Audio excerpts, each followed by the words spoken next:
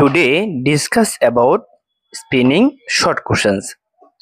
প্রথমে আসি, what do you mean by FDP? তো FDP এর ফুল মিনিং কি? FDP ফুল মিনিং হচ্ছে ফাইবার ডিপোজিট প্লান্ট। স্পিনিং এ এই FDP প্লান্ট আছে, ঠিক আছে।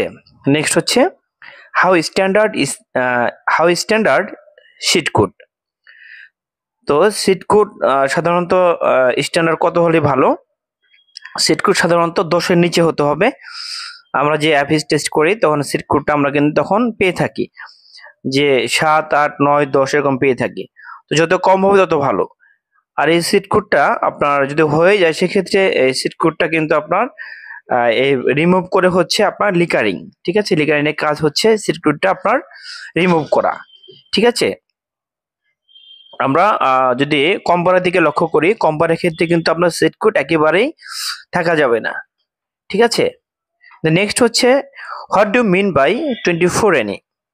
আমরা অনেক সময় ইন্টারভিউ কোশ্চেন্সে দেখে থাকি যে what do mean by 20NE, what do mean by 30NE, what do mean by 24NE।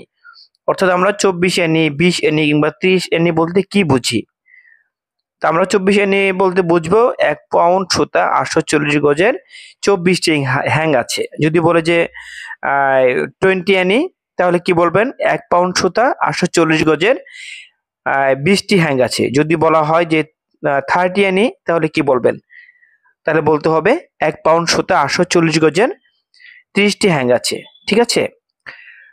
তো এই হচ্ছে আজকের টপিক। আশা করি বুঝতে পেরেছেন। আজকে পর্যন্তই। পরবর্তীতে নতুন একটি টপিক নিয়ে আসবো ইনশাআল্লাহ। ততক্ষণ ভালো থাকবেন। আল্লাহ হাফেজ।